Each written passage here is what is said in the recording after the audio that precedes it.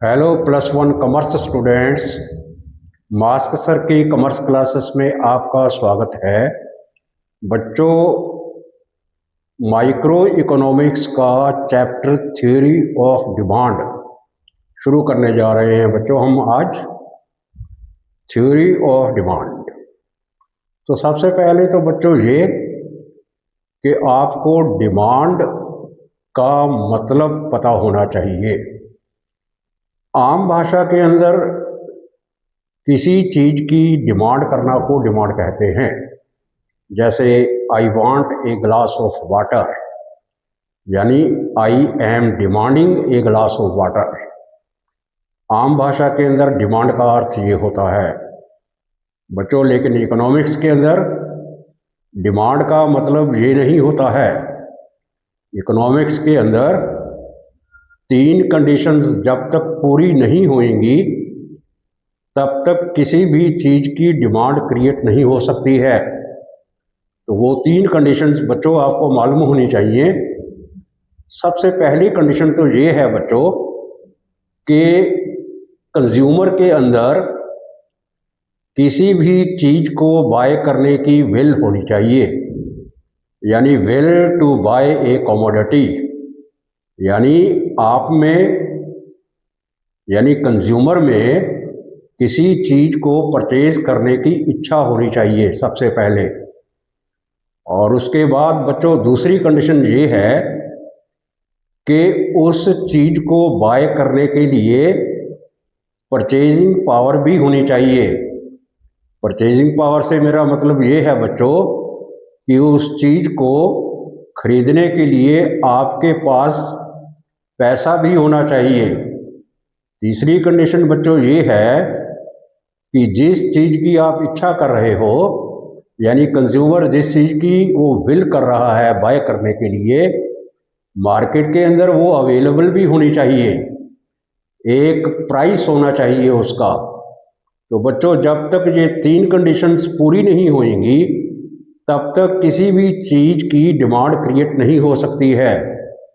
तो बच्चों एक बार फिर, सबसे पहली condition will to buy a commodity, दूसरी condition purchasing power to buy that commodity, और तीसरी कंडीशन कि वो चीज़ बाज़ार के अंदर अवेलेबल होनी चाहिए, यानी availability of goods in the market.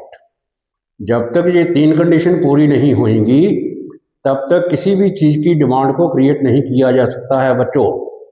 अगर आप में, यानी कंज्यूमर में किसी चीज़ को बाय करने की विल है, यानी consumer is willing to buy a commodity in the market, और उसके पास परचेजिंग पावर भी है, लेकिन वो बाज़ार के अंदर चीज़ ही अवेलेबल नहीं है, तो उस चीज़ की डिमांड क्रिएट नहीं होएगी। और अगर आपके पास विल भी है, यानी you are willing to buy a commodity, और बाज़ार के अंदर वो चीज़ अवेलेबल भी है, लेकिन आपके पास परचेजिंग पावर ही नहीं है, तो आप उस चीज़ को बाय नहीं कर सकते हो, यानी उस चीज़ की डिमांड क्रिएट नहीं होएगी। तीसरा, आपके पास परचेजिंग पावर भी है और बाज़ार के अंदर अवेलेबिलिटी ऑफ गुड्स भी है, लेकिन आप में उस चीज़ को खरीदने की इच्छा ही नहीं है, तो भी बाज़ार के अंदर उस चीज़ की डिमांड क्रिएट नहीं होगी। तो बच्चों आपको पता चल गया कि एक डिमांड किसी चीज़ की तभी क्रिएट होएगी जब तीन चीज़ें मिलेंगी आपस में, यानी तीनों चीज़ों का होना बहुत ज़रूरी है। तो ये तो रहा बच्चों डिमांड का मतलब। अब हम आगे बढ़ते हैं। अब ये जो डिमांड है ये होती है एक इंडिविजुअल डिमांड और एक होती है मार्केट डिमांड।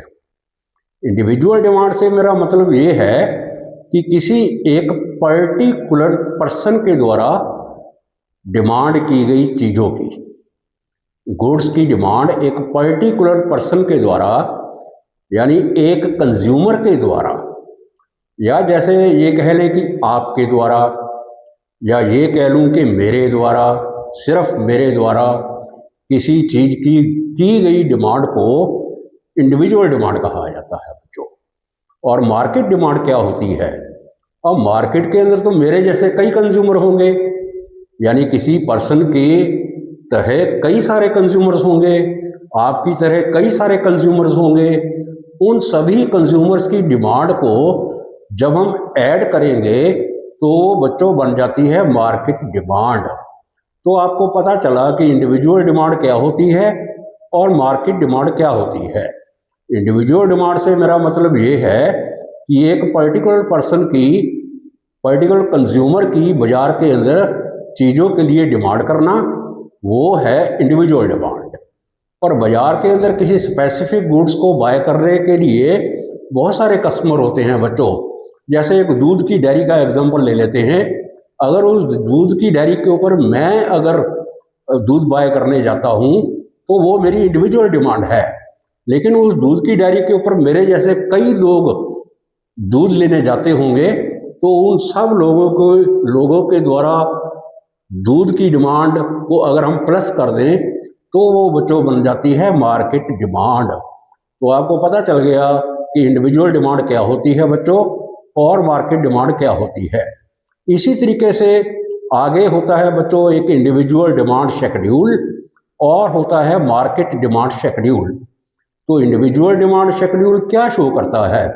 यही शो करता है कि एक पर्सन या एक कंज्यूमर कैसे डिफरेंट लेवल ऑफ प्राइसेस के ऊपर डिफरेंट क्वांटिटी की डिमांड करता है।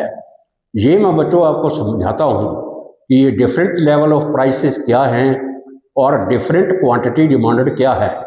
सबसे पहले आते हैं डिफरेंट लेवल ऑफ प्राइसेस के ऊपर। आप देखते हो कि बच्चों बाजार के अंदर किसी भी चीज़ की कीमत एक जैसी नहीं रहती है, चेंज होती रहती है।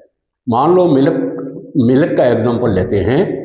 मान लो दूध 100 रुपये किलो है, कभी वो 150 रुपये किलो हो जाता है, कभी 200 रुपये किलो हो जाता है, कभी 50 रुपये किलो हो जाता है। तो किसी भी चीज़ की कीमत एक जैसी नहीं रहती है। तो दूध की कीमत को लेते हैं हम 200 रुपीज़ पर केजी, 100 रुपीज़ पर केजी एंड 50 रुपीज़ पर केजी।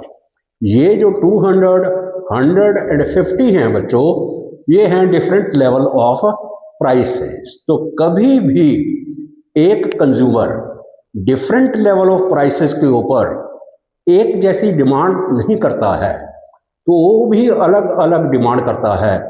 यानी अगर प्राइस बढ़ता है तो उसके द्वारा की जाने वाली डिमांड कम हो जाती है, और अगर प्राइस कम होता है तो उसके द्वारा की जाने वाली डिमांड बढ़ जाती है। तो अगर 100 रुपये केजी दूध है, आपकी परचेजिंग पावर 100 रुपीज़ है दूध के ऊपर खर्च करने के लिए, और बाजार में 100 रुपये का 1 किलो दूध मिल रहा है, 100 रुपीज़ पर केजी दूध मिल रहा है, तो आप एक केजी दूध लेके आ जाओगे। और अगर वही दूध 200 रुपये किलो हो बाजार के अंदर, तो आप बच्चों हाफ केजी दूध लेकर के आओगे।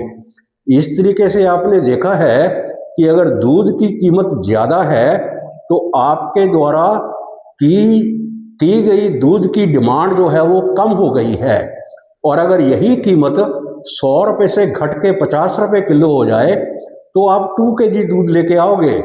तो इसका क्या मतलब हुआ कि कीमत कम होने पर, अगर किसी चीज़ की कीमत कम होती है तो आप उस चीज़ को ज़्यादा लेते हो। तो आपने देखा कि डिफरेंट लेवल ऑफ प्राइसेस के ऊपर आपके द्वारा जो डिमांड की गई है चीज़ों की, वो भी डिफरेंट है। तो यही है इंडिविजुअल डिमांड शेड्यूल बच्चों, शेड्यूल के कैसे एक consumer different level of prices के ऊपर डिफरेंट क्वांटिटी की डिमांड करता है। जब 100 रुपीज़ केजी दूध था तो वो 1 केजी ले रहा था। जब दूध की कीमत बढ़ के 100 से 200 रुपये किलो हो गई तो उसने आधा किलो दूध बाय करना शुरू कर दिया बच्चों। और अगर दूध की कीमत 100 रुपये से कम होकर के 50 रुपये पर केजी हो गई तो उसने दूध 1 किलो की बजाय 2 किलो लेना शुरू कर दिया। तो ये हैं डिफरेंट लेवल ऑफ प्राइसेस और different level of quantity demanded. ये तो हुआ बच्चों इंडिविजुअल डिमांड शेड्यूल। हम ये मान के चल रहे हैं कि बाजार के अंदर सिर्फ एक ही कंज्यूमर है, और अगर मार्केट डिमांड शेड्यूल लेके चलना हो हमको, तो फिर जितने भी कंज्यूमर्स हैं मार्केट के अंदर उन सभी की डिमांड को प्लस करेंगे तो वो मार्केट डिमांड शेड्यूल बन जाएगा बच्चों। बच्चों बढ़ते हैं आगे। ये रहा बच्चों इंडिविजुअल डिमांड शेड्यूल। तो बच्चों ये देखिए, ये है प्राइस ऑफ मिल्क, और ये है डिमांड फॉर मिल्क, यानी quantity demanded. Demand for milk है बच्चों, ये डिमांड फॉर मिल्क, जिसको हम क्वांटिटी डिमांडेड कहते हैं। तो ये बच्चों है डिफरेंट लेवल ऑफ प्राइसेस। कभी दूध 100 रुपीज़ पर केजी है, कभी दूध 200 रुपीज़ पर केजी है, और कभी दूध 50 रुपीज़ पर केजी है। कंज्यूमर जो है वो डिफरेंट लेवल ऑफ प्राइसेस के ऊपर हमेशा डिफरेंट क्वांटिटी की डिमांड करता है। अगर दूध 200 रुपये किलो हो गया है तो वो 1 केजी दूध नहीं लेगा बच्चों, क्योंकि उसका बजट तो लिमिटेड है ना। और अगर दूध 100 रुपीज़ केजी है तो वो दूध की क्वांटिटी को बढ़ा देगा, और दूध का प्राइस अगर और कम हो जाता है तो वो और क्वांटिटी बढ़ा देगा। यानी अगर दूध का प्राइस घट रहा है, इंक्रीज हो रहा है या फॉल हो रहा है, तो फिर उसके द्वारा की गई दूध की डिमांड भी कभी बढ़ रही है और कभी घट रही है। तो बच्चों एक चीज आपको और पता होनी चाहिए कि किसी भी चीज की कीमत और उसकी डिमांड, यानी जिस चीज की कीमत है उसी चीज की डिमांड के बीच में नेगेटिव इनवर्स रिलेशनशिप होता है बच्चों, उल्टा संबंध। नेगेटिव रिलेशनशिप, इनवर्स रिलेशनशिप एक ही बात है बच्चों। क्या होता है ये नेगेटिव रिलेशनशिप, क्या होता है इनवर्स रिलेशनशिप, क्या होता है? इसका मतलब ये होता है बच्चों कि अगर प्राइस किसी चीज का बढ़ता है, यानी किसी भी चीज की कीमत अगर इंक्रीज होती है तो उसी चीज की डिमांड डिक्रीज होती है, और अगर किसी चीज की कीमत डिक्रीज होती है तो उसी चीज की कीमत, उसी चीज का डिमांड इंक्रीज होता है। यानी किसी भी चीज की कीमत बढ़ने पर उस चीज की डिमांड घटने लगती है, और किसी भी चीज की कीमत घटने पर उसकी डिमांड बढ़ने लगती है। ये होता है बच्चों नेगेटिव रिलेशनशिप। तो यहाँ नेगेटिव रिलेशनशिप ही काम कर रहा है। देखिए, जब दूध 100 रुपीज़ पर केजी है तो वो कंज्यूमर 1 केजी दूध बाय कर रहा है। जब दूध की कीमत बढ़ गई है, 100 से 200 रुपये किलो हो गई है, पर केजी हो गया है, तो चीज की डिमांड यानी दूध की डिमांड घट गई है। प्राइस बढ़ा है और डिमांड घटी है, तो वो कंज्यूमर आधा किलो दूध बाय कर रहा है, क्योंकि उसके पास सिर्फ 100 रुपीज़ ही है, और 200 रुपये 1 किलो दूध होने पर तो वो आधा किलो दूध ही लेगा 100 रुपये का बच्चों। और अगर उस दूध की कीमत घट के 50 रुपये किलो हो जाती है तो फिर वो 2 किलो दूध बाय कर लेता है। तो इस प्रकार से आप देखिए कि ये डिफरेंट लेवल ऑफ प्राइसेस के ऊपर कंज्यूमर कैसे डिफरेंट क्वांटिटी की डिमांड करता है। इसको बोला जाता है बच्चों इंडिविजुअल डिमांड शेड्यूल।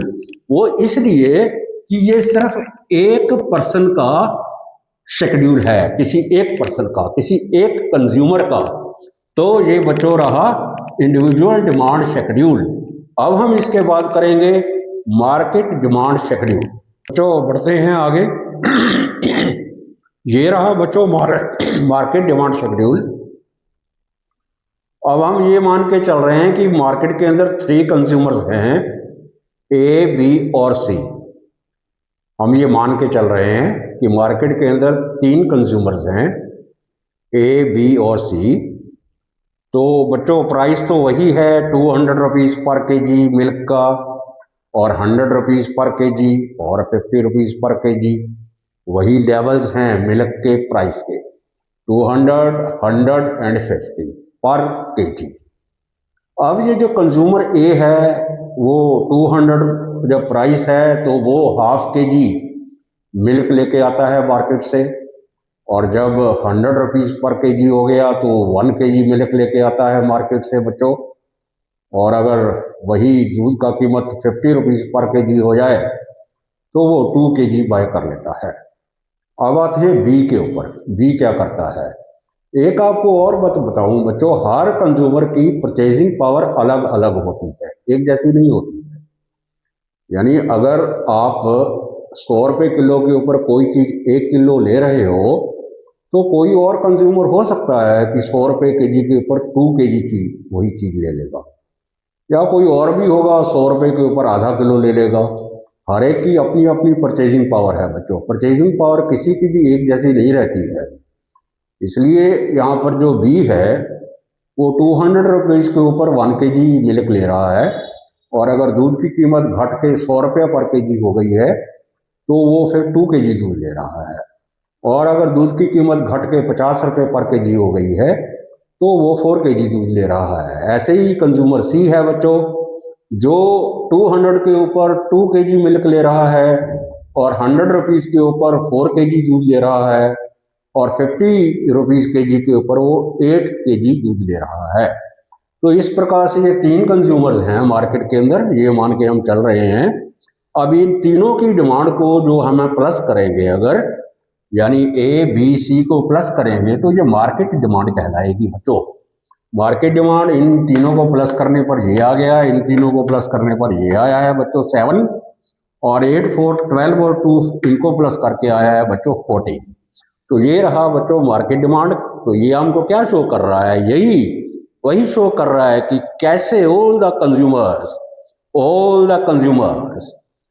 मार्केट के अंदर जितने भी कंज्यूमर्स हैं कि वो कैसे डिफरेंट लेवल ऑफ प्राइसेस के ऊपर डिफरेंट क्वांटिटी की डिमांड करते हैं बच्चों। कैसे वो डिफरेंट लेवल ऑफ प्राइसेस के ऊपर डिफरेंट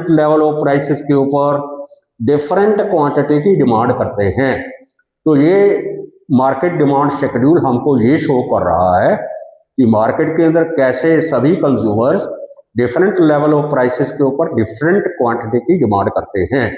वही नेगेटिव रिलेशनशिप है, यानी प्राइस और उसकी डिमांड, उसी चीज़ की डिमांड के बीच में, यानी क्वांटिटी डिमांड के बीच में जो है वो नेगेटिव रिलेशनशिप होता है हमेशा बच्चों, हमेशा नेगेटिव रिलेशनशिप होता है। कुछ एक्सेप्शंस हैं, वो जब हम आगे करेंगे आपको पता चल जाएगा कि कब कब ये चीज़ वहाँ लागू नहीं होती है। उससे पहले अभी बहुत कुछ पहले करना है, उसके बाद वो आपको समझाया जाएगा कि ऐसी एक्सेप्शंस कब लागू होती है। तो बच्चों ये रहा आपका मार्केट डिमांड शेड्यूल। बढ़ते हैं बच्चों आगे। अब आगे है बच्चों इंडिविजुअल डिमांड कर्व। ये इंडिविजुअल डिमांड कर्व क्या है बच्चों?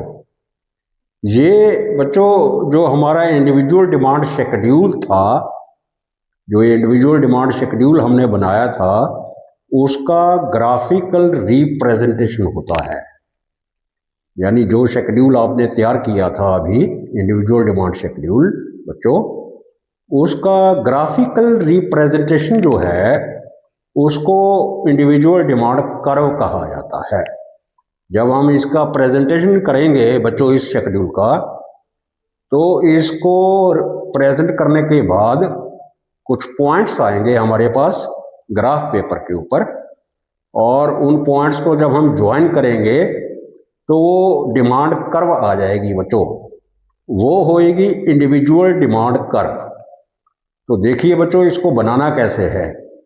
जो आपके पास शेड्यूल है उसी को प्लॉट करना है इस ग्राफ पेपर के ऊपर। तो कैसे करेंगे बच्चों?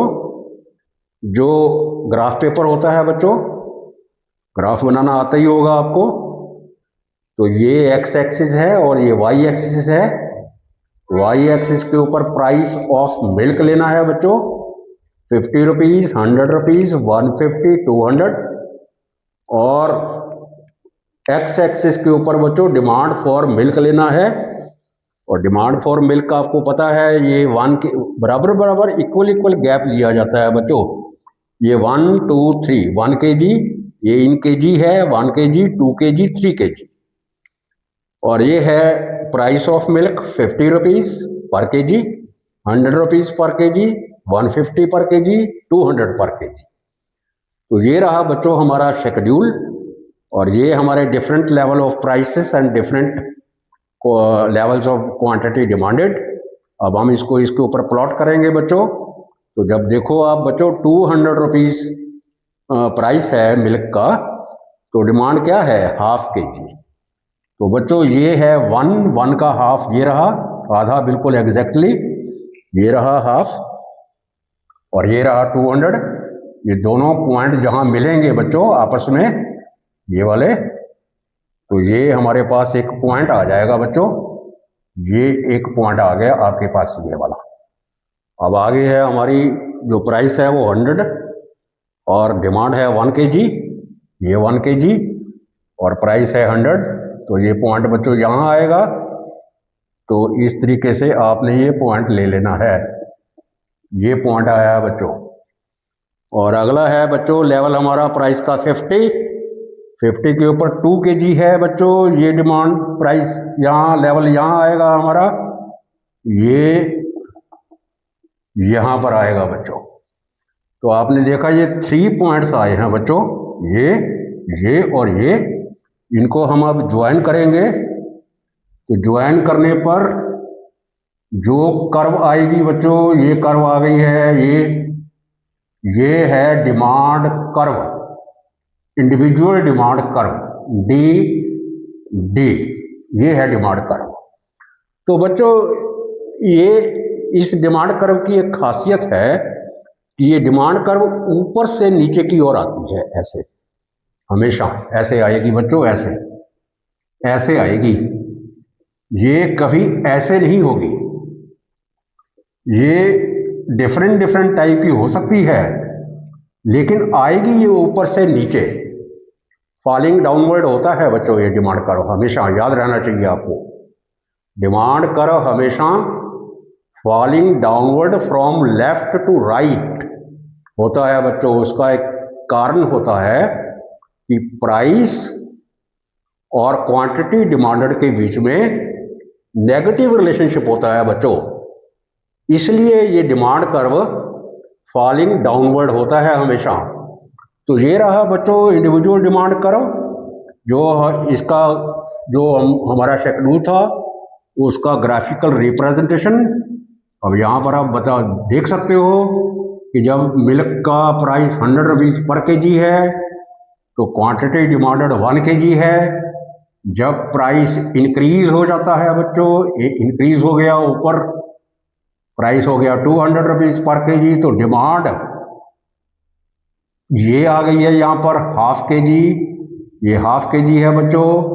और जब प्राइस घट के 100 से 50 आ जाता है, ये प्राइस घट गया है, देखो यहाँ से इधर आ गया है, तो उस चीज़ की डिमांड यानी मिल्क की डिमांड इंक्रीज होके 2 kg हो गई है। तो आप इसको लिखोगे कैसे बच्चों? तो सबसे पहले तो आप ये लिखोगे कि demand for milk is taken on X axis, that of price of milk on Y axis. DD curve is demand curve which is falling downward from left to right when price of the commodity is rupees 100 per unit.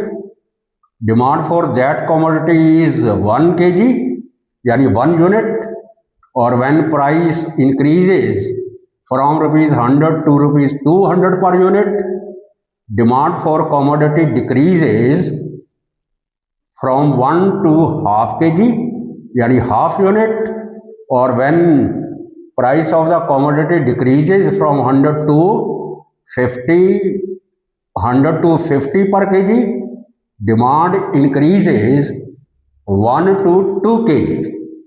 This is how there is a negative relationship between price and quantity demanded. higher the price, lower will be the demand, and lower the price, higher will be the demand.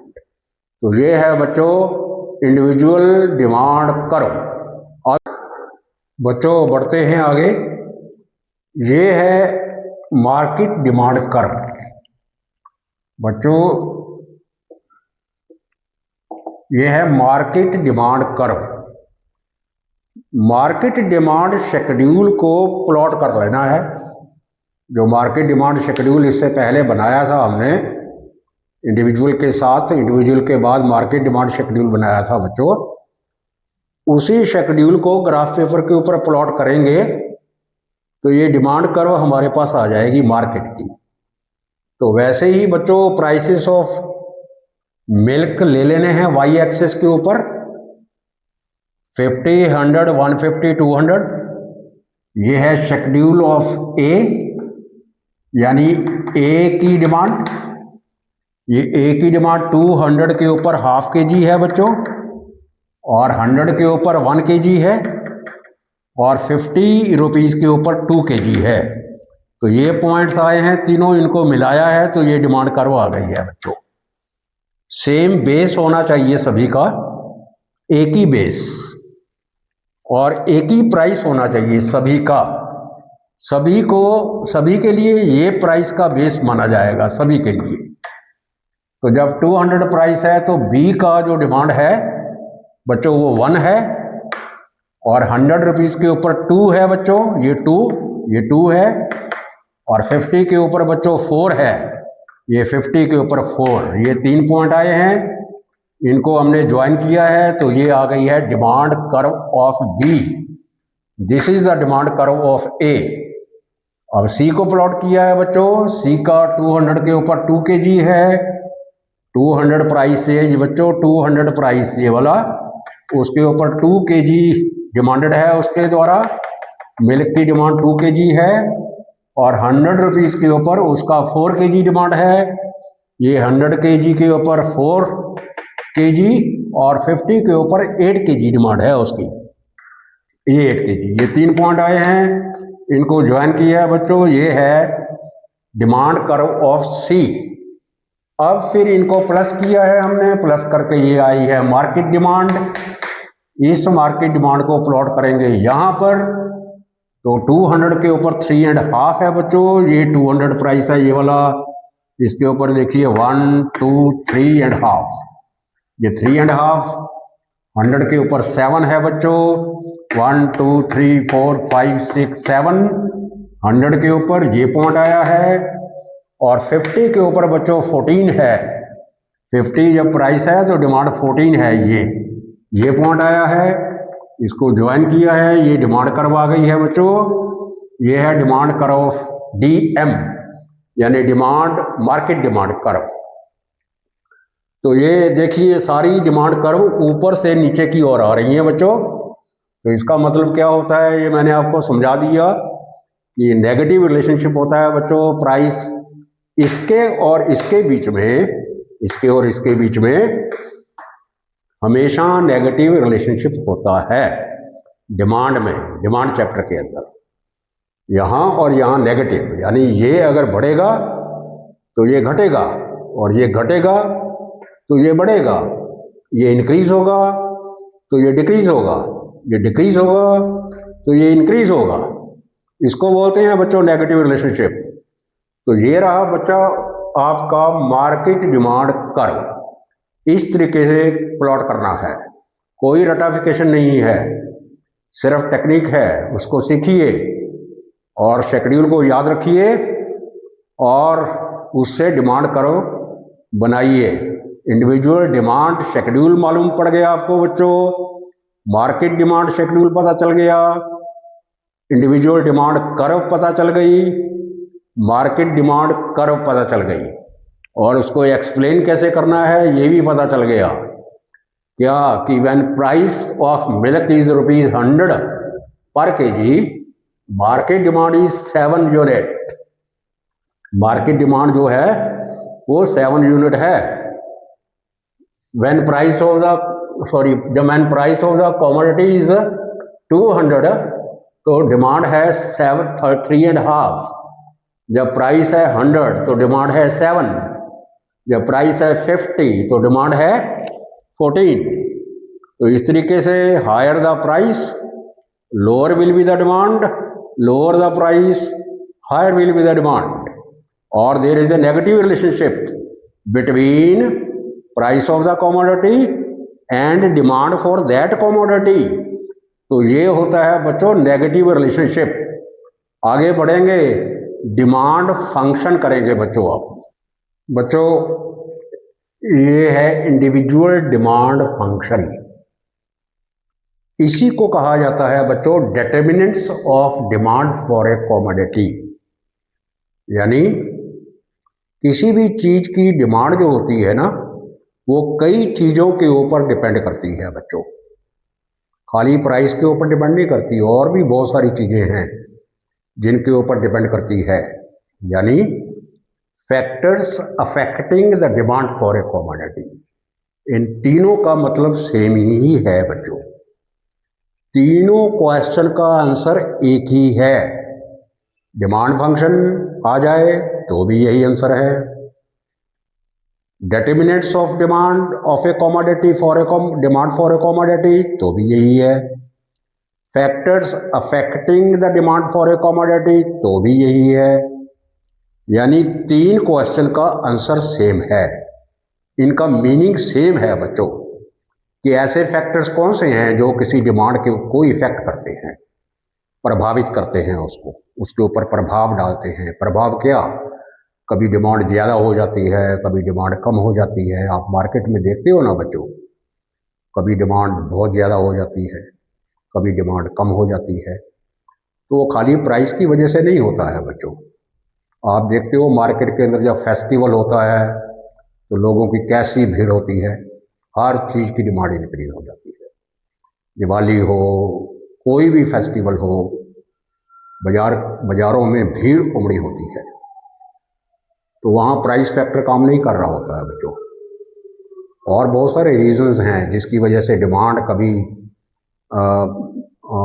कभी तेज, कभी लो, कभी high, कभी लो, कभी high, कभी लो होती रहती है। तो प्राइस तो फैक्टर है ही है, इसके अलावा भी बहुत सारे फैक्टर्स हैं बच्चों, उसी को डिमांड फंक्शन कहा जाता है। तो ये है बच्चों Q X. Q X means quantity demanded for X commodity. Q X मतलब quantity demanded for X commodity, और ये सभी एक्स कमोडिटी से रिलेटेड हैं सारी चीजें। ये है एफ। एफ का मतलब होता है फंक्शन ऑफ, यानी Q X is a function of P X. P x का मतलब प्राइस ऑफ एक्स कमोडिटी। ये एक्स, ये भी x, demand for X commodity तो प्राइस ऑफ एक्स कमोडिटी। यह है P R, price of related goods, prices of related goods. ये है बच्चों वाई। वाई है इनकम ऑफ द कंज्यूमर, इसका मतलब होता है। वाई का मतलब होता है बच्चों कैपिटल वाई, उसका मतलब होता है इकोनॉमिक्स के अंदर इनकम, कंज्यूमर्स इनकम। टी का मतलब होता है टेस्ट, प्रेफरेंसेस, हैबिट्स, फैशंस, कुछ भी ले सकते हो बच्चों। वैसे टी का मतलब होता है टेस्ट एंड प्रेफरेंसेस। तो हैबिट्स भी हैं, फैशंस भी हैं। उसके अलावा बच्चों है ई। ई का मतलब होता है एक्सपेक्टेशंस। एक्सपेक्टेशंस भी आप क्या एक्सपेक्ट करते हो, उसका भी डिमांड के ऊपर असर पड़ता है। तो बच्चों हम अब इसको करेंगे डिटेल में, बहुत इंपॉर्टेंट है आपके लिए ये चीज।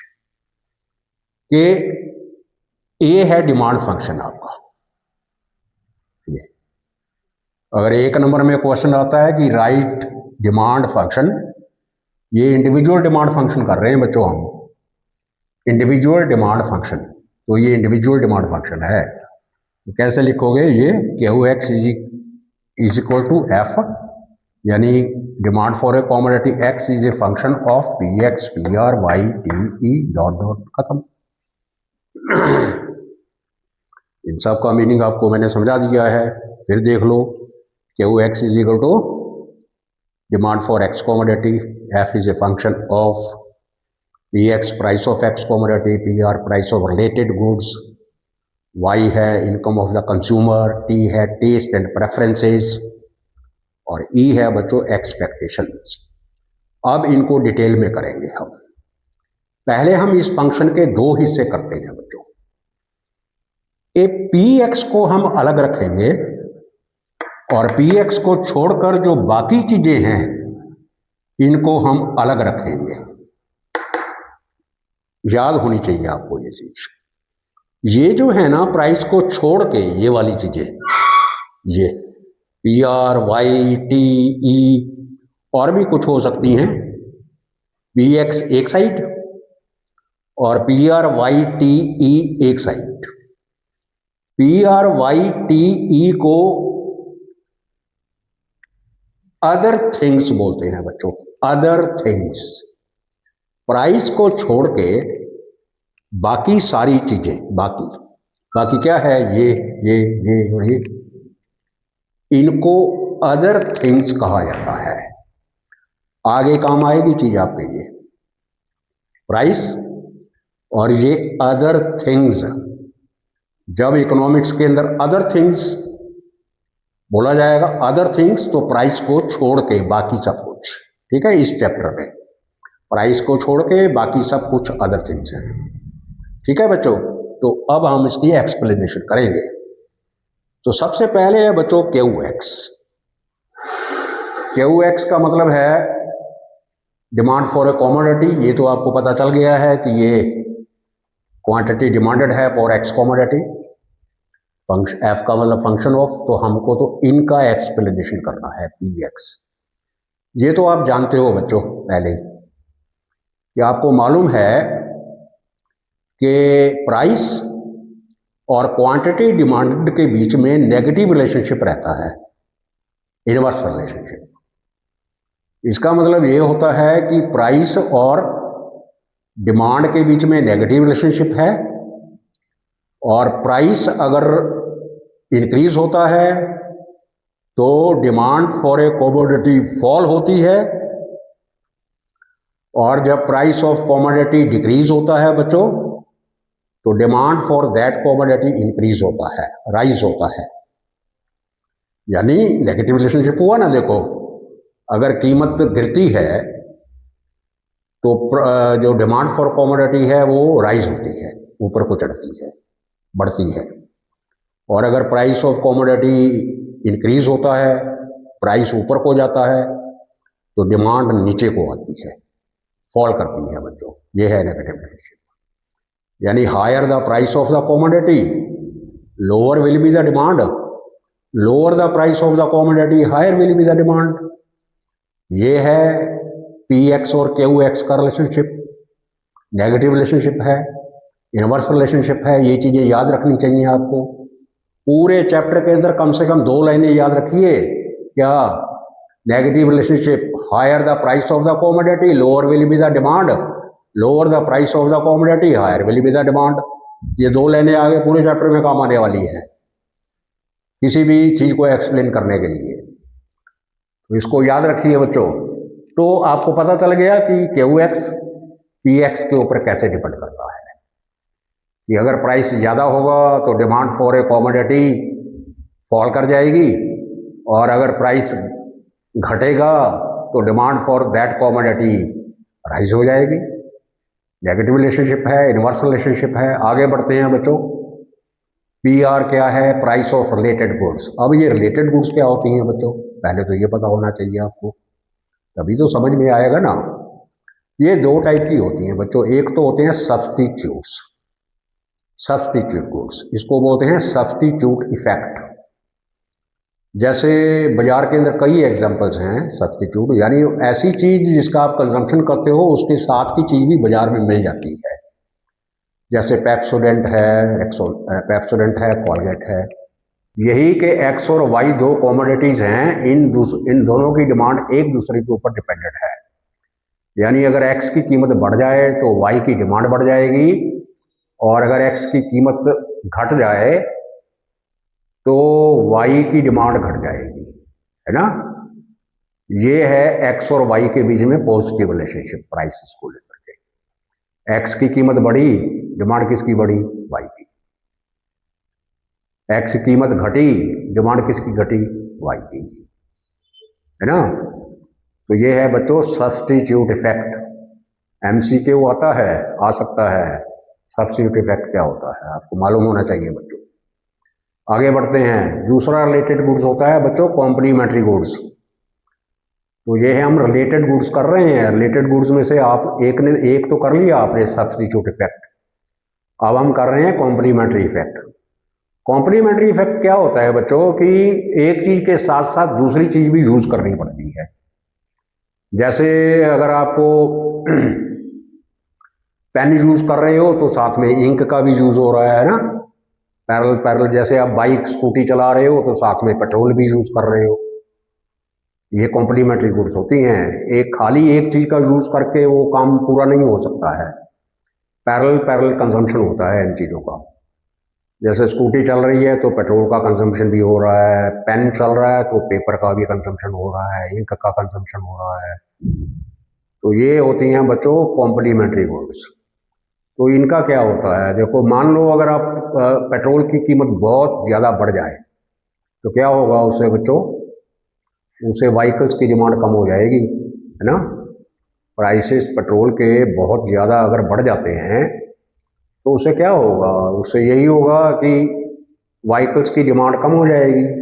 अगर यही पेट्रोल की प्राइसेस काफ़ी कम हो जाए अगर, तो क्या होगा उससे व्हीकल्स की डिमांड बहुत ज़्यादा बढ़ जाएगी। तो ये है कॉम्प्लीमेंट्री इफेक्ट बच्चों। तो कॉम्प्लीमेंट्री गुड्स और सब्स्टिट्यूट गुड्स का इफेक्ट होता है, उस प्राइस ऑफ रिलेटेड गुड्स का भी असर पड़ता है चीज़ की डिमांड के ऊपर। खाली उसी प्राइस का तो, जिस चीज़ की हम डिमांड की बात कर रहे हैं उस चीज़ की प्राइस का असर नहीं, बाकी और भी असर पड़ते हैं। जैसे प्राइसेस ऑफ रिलेटेड गुड्स है उनका भी तो असर पड़ता है ना बच्चों। आगे है बच्चों वाई। और वाई का मतलब होता है बच्चों, वाई का मतलब क्या होता है? वाई का मतलब होता है इनकम ऑफ कंज्यूमर। जरा सोचिए आप कि अगर आपकी इनकम बढ़ती है, रियल इनकम या इनकम वैसे बढ़ जाती है तो क्या होगा उससे। तो आप देखो ना बाजार के अंदर गुड्स की डिमांड बढ़ जाएगी। जब आप कमाने लगोगे या पहले से ज़्यादा कमाने लग गए हो आप, तो उससे क्या होता है, उससे बाजार में चीज़ों की डिमांड बढ़ जाती है ना। चीज़ों की डिमांड बढ़ जाती है, नॉर्मल गुड्स की डिमांड बढ़ जाती है बच्चों। यानी नॉर्मल गुड्स और आपकी इनकम के बीच में पॉजिटिव रिलेशनशिप होता है। ये चीज़ें याद रखिए बच्चों। देखो आपकी इनकम और नॉर्मल गुड्स के बीच में पॉजिटिव रिलेशनशिप कैसे? आपकी इनकम बढ़ती है तो नॉर्मल गुड्स की डिमांड बढ़ती है ना। देखो एग्जांपल देता हूँ आपको। जब आप बेरोजगार थे, घर के ऊपर डिपेंडेंट थे, तो क्या करते थे, कुलचा खा के काम कर चला देते थे, है ना। या कोई छोटा मोटा बर्गर खा लेते थे 10, 15, 20 रुपए का। अब जब आप कमाने लगे हो तो क्या है फिर, अब आप मैकडी जाने लगे हो, है ना।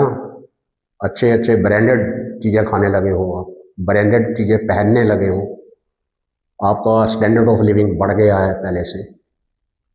तो नॉर्मल गुड्स की डिमांड बढ़ जाती है ना बच्चों आपकी इनकम बढ़ने से। तो नॉर्मल गुड्स और आपकी इनकम के बीच में पॉजिटिव रिलेशनशिप होता है ना। और अगर आप और इनकम और इन्फीरियर गुड्स भी तो होती है ना बाजार के अंदर, इन्फीरियर सस्ते दामों वाली चीज़ें जिनके प्राइसेस काफ़ी लो होते हैं, इन्फीरियर गुड्स होती हैं वो। उसके बीच में और आपकी इनकम के बीच में नेगेटिव रिलेशनशिप होता है। कैसे? देखो आपकी इनकम बढ़ेगी तो आप क्या करोगे, आपका स्टैंडर्ड ऑफ लिविंग हाई हो जाएगा ना बच्चों। तो उसके बाद क्या होगा, इन्फीरियर गुड्स की डिमांड कम हो जाएगी, है ना। और अगर आपकी इनकम कम होती है तो क्या होगा उससे, नॉर्मल गुड्स की डिमांड कम होकर इन्फीरियर गुड्स की डिमांड बढ़ जाएगी। तो आपने देखा ये है इनकम इफेक्ट कि आपकी इनकम का भी किसी चीज की डिमांड के ऊपर फर्क पड़ता है, असर पड़ता है ना। आगे है बच्चों टी। टी का मतलब होता है टेस्ट एंड प्रेफरेंसेस। आपका टेस्ट, जो आपका टेस्ट है ना, मुंह का टेस्ट, उसका भी इफेक्ट पड़ता है किसी चीज़ की डिमांड के ऊपर। आप लगातार किसी एक चीज़ का कंजम्पशन करते रहो तो ऊब जाओगे, है ना, थक जाओगे ना कर करके। अब एक ही चीज़ खाते हो रोज मार्केट में जाके, तो 5 7 10 दिन खाओगे तो आप सोचोगे यार क्या है ये भी, ये लगातार मैं क्यों खा रहा हूँ ये चीज़। तो आप क्या करोगे फिर, अपने टेस्ट को चेंज करना चाहते हो, तो टेस्ट को चेंज करने के लिए क्या करेंगे, किसी और चीज़ का कंजम्पशन करेंगे। खाना तो है ही, है ना, तो किसी और चीज़ का कंजम्पशन करेंगे। बाजार जाते हैं, डिफरेंट डिफरेंट चीज़ें खाते हैं, है ना, एक ही चीज़ नहीं खाते रोज। वो क्यों, क्योंकि टेस्ट चेंज करना होता है आपने। तो अब जो आप चीज़ खा रहे थे उसका कंजम्पशन तो आपने बंद कर दिया और किसी एक नई चीज़ का कंजम्पशन स्टार्ट किया है। जिस चीज़ का आपने कंजम्पशन स्टार्ट किया है उसकी डिमांड बढ़ जाएगी और जिसको छोड़ा है उसकी डिमांड घट जाएगी। ये है टेस्ट। प्रेफरेंसेस, आप किसको प्रेफर करते हो, जिसको प्रेफर किया है आपने, तो अगर एक चीज़ को प्रेफर किया है तो दूसरी को छोड़ा है ना। जिसको प्रेफर करोगे उसकी डिमांड बढ़ जाएगी और जिसको आप प्रेफरेंस नहीं दे रहे हो अब, उसकी डिमांड घट जाएगी। ऐसे ही हैबिट्स हैं आपकी, फैशंस हैं ऐसे, फैशन बाजार के अंदर नई चीज़ों के फैशन जो चल रहे हैं, चलते हैं बच्चों, उनकी डिमांड ज़्यादा हो जाती है। आउटडेटेड, वहाँ पर प्राइस फैक्टर काम नहीं कर रहा है। यहाँ जितने भी हम कर रहे हैं ना प्राइस को छोड़ के, यहाँ पर प्राइस फैक्टर काम नहीं कर रहे हैं बच्चों। देखिए कहाँ इनकम काम कर रही है, कहीं रिलेटेड गुड्स काम कर रहे हैं, कहाँ आपकी इनकम काम कर रही है, कहाँ आपका टेस्ट काम कर रहा है, फैशन काम कर रहे हैं। बाजार के अंदर जिन चीज़ों का फैशन है, फैशन चल रहा है, उन चीज़ों की डिमांड ज़्यादा होती है, वहाँ पर प्राइस फैक्टर थोड़ी काम कर रहा है यहाँ पर। और जो आउटडेटेड चीज़ें हो जाती हैं, आउटडेटेड फैशन है, आउटडेटेड यानी पहन पहन के अब ऊब चुके हो, वो कम दाम पर मिलती हैं तो भी नहीं लेते हो आप, है ना। तो आउटडेटेड चीज़ें कौन पहनता है, आउटडेटेड चीज़ें को कौन यूज़ करता है ना। तो अगर आप किसी चीज़ का कंजप्शन करके पहले ही थक चुके हो और वो नई फैशन की चीज़ आई है तो उसका प्राइस आपको ज़्यादा भी देना पड़े तो भी आप वही लोगे, है ना, जो बाजार के अंदर अपडेटेड फैशन चल रहे हैं, है ना। और ये चीज़ें मायने रखती हैं। फैशन है, हैबिट्स हैं, हैबिट्स भी तो है आपकी। अगर कोई कंज्यूमर किसी चीज़ का हैबिचुअल हो जाता है, ये तो सॉरी, ये तो आगे करेंगे बच्चों एक्सेप्शन के अंदर, तो उसके अलावा है एक्सपेक्टेशंस। आपकी एक्सपेक्टेशन का भी असर पड़ता है किसी चीज़ की डिमांड के ऊपर। कैसे बच्चों, अगर आपको अभी पता चल जाए कि आने वाले 10 दिन के अंदर शुगर चीनी 200 रुपये किलो होने वाली है, तो बच्चों क्या करोगे आप, बताओगे जरा मेरे को, क्या करोगे आप। अगर आपको अभी पता चल जाए कि मार्केट के अंदर चीनी 200 रुपये किलो होने वाली है आने वाले टाइम में, तो आप क्या करोगे, आप आज ही स्टोर कर लोगे, है ना। भैया आप उसको 200 रुपये होने नहीं दोगे, है ना, पहले ही स्टोर कर लेंगे। तो अभी तो चीज़ की यहाँ पर तो प्राइस अभी उतना ही है जितना पहले था, फिर भी उसकी डिमांड बढ़ गई है, देखो, है ना। प्राइस तो फैक्टर काम नहीं कर रहा है ना यहाँ पर, आने वाले टाइम में प्राइस बढ़ना है, लेकिन आपने तो अभी वो चीज़ स्टोर करना शुरू कर दिया है। और अगर आपको आने वाले टाइम में ये पता चले कि चीनी 2 रुपये किलो होने वाली है, तो क्या करोगे आप, क्या करोगे आप। अब चीनी उतनी लोगे जितनी आपको ज़रूरत है, वेट करोगे, जो और सस्ती हो जब होएगी ना फिर ज़्यादा ले लेंगे। तो इस प्रकार से देखा है, ये आपकी एक्सपेक्टेशन है, उसका भी डिमांड, किसी भी चीज़ की डिमांड के ऊपर फर्क पड़ता है बच्चों। तो ये है डिमांड फंक्शन। इस प्रकार से आपने देखा है कि खाली प्राइस ही नहीं इफेक्ट डालता है किसी चीज़ की डिमांड के ऊपर, और भी बहुत सारे फैक्टर्स हैं, अदर फैक्टर्स, अदर फैक्टर्स। अब क्या है, ये क्या है कि other factors being constant, other factors being constant का क्या मतलब है कि आपकी इनकम वही है, टेस्ट वही है, प्राइसेस ऑफ रिलेटेड गुड्स भी वही है, इनकम भी वही है, टेस्ट, एक्सपेक्टेशन कांस्टेंट हैं, इनमें कोई चेंज नहीं हो रहा है। तो प्राइस अगर बढ़ेगा तो डिमांड घटेगी, और अगर प्राइस घटेगा तो डिमांड बढ़ेगी, प्राइस घटेगा तो डिमांड बढ़ेगी, प्राइस बढ़ेगा तो डिमांड घटेगी। तो ये हम आगे करने वाले हैं लॉ ऑफ डिमांड में बच्चों, यही चीज करने वाले हैं। इंपॉर्टेंट क्वेश्चन है आपके लिए, ये भी इंपॉर्टेंट है जो आगे आएगा लॉ ऑफ डिमांड, वो भी मोस्ट इंपॉर्टेंट है आपके लिए क्वेश्चन। ठीक है बच्चों, ध्यान से करिए, बहुत आसान चैप्टर है, नॉर्मल चीजें हैं जो डेली लाइफ में आप यूज करते हो बच्चों, इसमें कोई इतनी कॉम्प्लेक्शन नहीं है इस चैप्टर के अंदर। तो आपने देखा है कि बच्चों डिमांड फंक्शन क्या होता है। Demand is a function of P X, P R, Y, T and E. P X आपको पता चल गया, पी आर पता चल गया, वाई क्या होता है, टी क्या होता है, ई क्या होता है, इसकी एक्सप्लेनेशन भी पता चल गई। ये था इंडिविजुअल डिमांड शेड्यूल। इसके साथ दो आइटम्स अगर हम और जोड़ दें बच्चों, एक तो जोड़ें वाई डी और एक जोड़ें एन। ये दो चीजें इस फंक्शन के साथ जोड़ दें, यानी P X, P R, Y, T, E, Y D और एन। ये अगर जोड़ दें तो ये फिर मार्केट डिमांड फंक्शन बन जाएगा। आपको समझाता हूं कैसे। देखिए बच्चों, यहां तक तो आपको समझ में आ गया। अब वाई डी की बात करते हैं। ये है डिस्ट्रीब्यूशन ऑफ वेल्थ।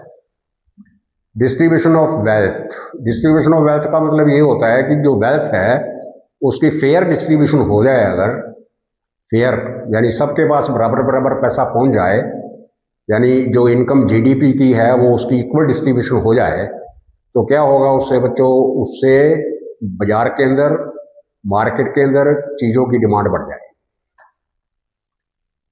ठीक है ना बच्चों। और एन क्या है बच्चों, पॉपुलेशन।